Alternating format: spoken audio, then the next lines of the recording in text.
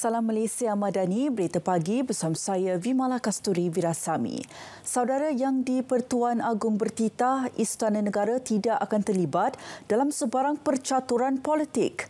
Perdana Menteri berkata Al-Sultan Abdullah Riayatuddin Al-Mustafa Billah Shah juga menitahkan beliau dan Kerajaan Madani untuk meneruskan kerja mengurus negara. Datuk Seri Anwar Ibrahim berkata perkara itu antara intipati sesi menghadap untuk mesyuarat pra-kabinet di Istana Negara. Sebelum ini terdapat pemimpin pembangkang yang mendakwa mempunyai jumlah akaun bersumpah SD mencukupi untuk menukar kerajaan persekutuan. Selain tular kenyataan kononnya yang di-Pertuan Agong memberi perkenan kepada 118 ahli parlimen blok itu untuk menghadap baginda bersama SD masing-masing. Kementerian Kemajuan Desa dan Wilayah KKDW dan Felda bersetuju untuk bekerjasama dalam pelbagai bidang bagi pembangunan generasi baharu Felda. Menurut Timbalan Perdana Menteri Datuk Seri Dr. Ahmad Zahid Hamidi, ia termasuk infrastruktur, modal insan dan TVET. Beliau yang juga Menteri Kemajuan Desa dan Wilayah berkata pelbagai perkara lain akan dibincangkan dari semasa ke semasa bagi memudahkan pengubahsuaian akta dan perubahan sosioekonomi warga peneroka.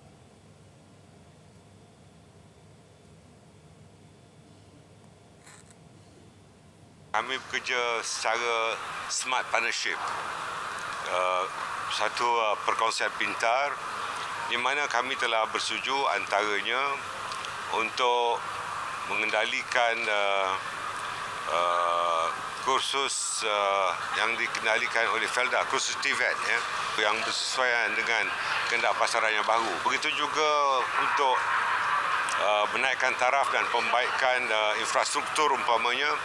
Ini juga saya akan dapat keputusan daripada Kabinet supaya peruntukan sedia ada yang berada di bawah KKDW dapat dipergunakan sebahagiannya bagi membantu infrastruktur di Felda.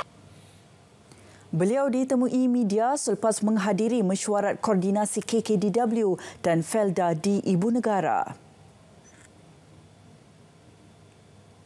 RM50 juta diperuntuk bagi membantu petani, peternak, peladang dan nelayan terjejas banjir. Selain itu, kemudahan pinjaman sehingga RM430 juta kepada pengusaha agromakanan dan moratorium 6 bulan kepada peminjam terjejas bencana itu turut disediakan Agrobank. Menteri Pertanian dan Keterjaminan Makanan Datuk Seri Mohamad Sabu berkata peruntukan menerusi tabung bencana pertanian itu akan memberikan pampasan sehingga 50% daripada nilai kerugian yang ditanggung petani. Banjir tahun ini yang di Kelantan saja 20 juta. Lain-lain negeri kita belum dapat maklumat sepenuhnya lagi. Pegawai-pegawai akan terus lagi mendapat butiran-butiran yang lain, kemungkinan akan bertambah tuntutan. Datuk Seri Mohamad menyempurnakan Majlis Sentuhan Agro Madani Peringkat Negeri Kelantan serta merasmikan pembukaan Pusat Pembangunan Komuniti Agrobank di Kota Baharu. Tiada bayaran tambahan akan dikenakan oleh syarikat telekomunikasi kepada pengguna untuk mendapatkan akses rangkaian 5G. Menteri Komunikasi Fahmi Fadil berkata keputusan tersebut dimaklum kepada beliau oleh semua ketua pegawai eksekutif syarikat telekomunikasi. Ini telah dipersetujui dan dimaklumkan kepada saya oleh semua CEO syarikat telco. Pengguna mempunyai pelbagai pilihan penawaran pelan dan perkhidmatan tambahan berdasarkan kesesuaian penggunaan individu. Bagaimanapun, pengguna perlu memastikan peranti yang diguna menyokong rangkaian 5G. Beliau memaklumkan setakat 7 November tahun lalu, capaian rangkaian 5G di Malaysia mencecah 73%. Beliau berkata demikian pada sidang media ujian kualiti perkhidmatan selular panggilan suara di Putrajaya. Cadangan membuka rumah pelacuran kepada warga asing bagi mengurangkan kes rogol di negara ini tidak boleh diterima. Menteri di Jabatan Perdana Menteri Hal Ehwal Agama, Datuk Dr. Mohammad Naim Mokhtar menegaskan syur oleh seorang pelakon tanah air itu jelas bertentangan peruntukan undang-undang sivil dan syariah. Bahkan ia secara jelas bertentangan dengan prinsip ajaran Islam dan Maqasid Al-Syariah. Menurut beliau, dalam mencari penyelesaian terhadap permasalahan yang dihadapi, kaedah fikah sewajarnya dijadikan panduan. Justeru cadangan tersebut sewajarnya ditolak oleh segenap lapisan masyarakat. Kenaikan harga bawang India berlaku susulan sekatan ekspor dikenakan negara itu sehingga 31 Mac tahun ini. Menteri Perdagangan Dalam Negeri dan Kos Sara Hidup KPDN, Dato' Armizan Muhammad Ali berkata, sekatan itu bagi memastikan bekalan domestik mencukupi sepanjang pilihan raya berlangsung di negara itu. Beliau berkata pihaknya maklum mengenai situasi itu dan Kementerian Pertanian dan Keterjaminan Makanan sedang mengambil langkah untuk menstabilkan harga bahan tersebut. Di luar kawalan kita,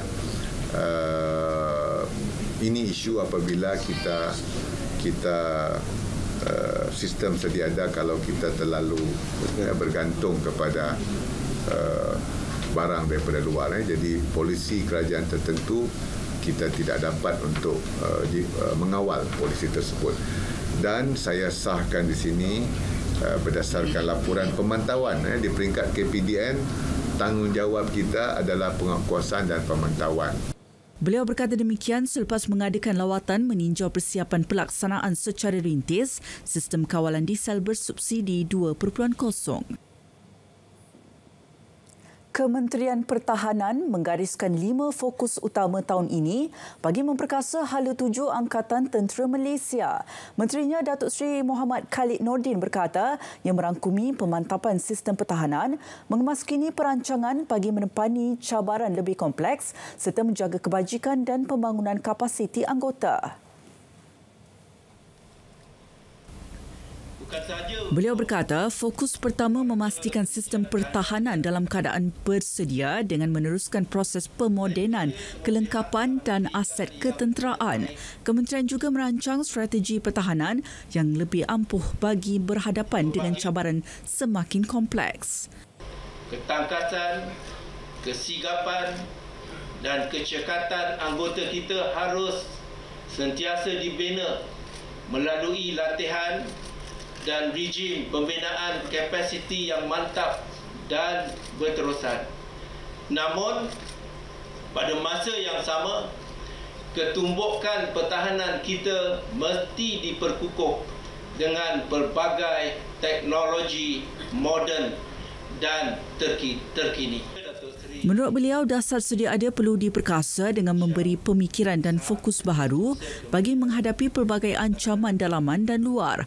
Kementerian juga komited menjaga kebajikan warganya dengan menyediakan pelbagai kemudahan. Beliau berkata demikian ketika menyampaikan perutusan Tahun Baharu Menteri Pertahanan di Wisma Pertahanan. Dari sungai ke segara, Palestin pasti merdeka. Berita pagi diteruskan dengan edisi Sabah.